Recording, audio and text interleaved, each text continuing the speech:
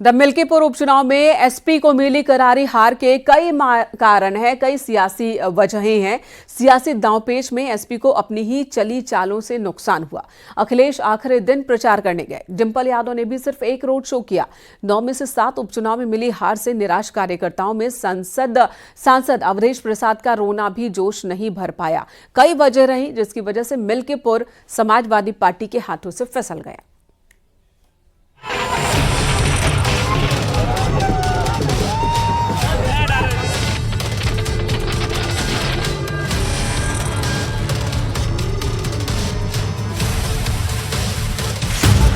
मिल्कीपुर उपचुनाव में हार का ठीकरा एसपी मुखिया अखिलेश यादव भले ही चुनाव आयोग और पुलिस प्रशासन पर फोड़ रहे हों, लेकिन सियासी बिसात पर एसपी की हर चाल नाकाम हुई।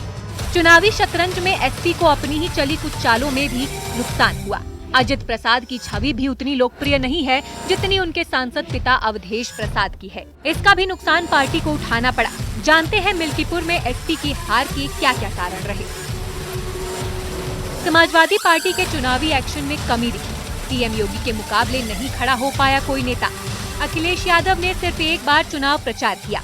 एसपी सांसद डिंपल यादव ने भी सिर्फ एक रोड शो किया। एसपी उम्मीदवार अजीत प्रसाद की छवि लोकप्रिय नहीं थी। 9 उपचुनाव हारने के बाद एसपी में कॉन्फिडेंस में कमी दिखी। समाजवादी पार्टी का चुनाव प्रबंधन भी खराब रहा। दलितों का भरोसा जीतने में नाकाम रही समाजवादी पार्टी। बाकी जातियों को भरोसा भी नहीं जीत पाई एसपी। उपचुनाव में अवधेश प्रसाद का रोना काम नहीं आया। वहीं मिल्कीपुर चुनाव में एसपी की करारी हार को लेकर बीएसपी अध्यक्ष मायावती ने समाजवादी पार्टी पर निशाना साधा है। मायावती का कहना है कि अपनी करारी हार के लिए समाजवादी पार्टी को जनता को जवाब देना चाहिए। पिछली बार विधानसभा उपचुनाव में समाजवादी पार्टी ने अपनी हार के लिए बीएसपी को जिम्मेदार ठहराया था। दिल्ली विधानसभा चुनाव को लेकर उन्होंने कहा कि दिल्ली की जनता ने हवा चले जिधर की चलो तुम उधर की के तर्ज पर सरकार बनवाई। ऐसे में उन वादों को पूरा करना केंद्र की बीजेपी सरकार की जिम्मेदारी है।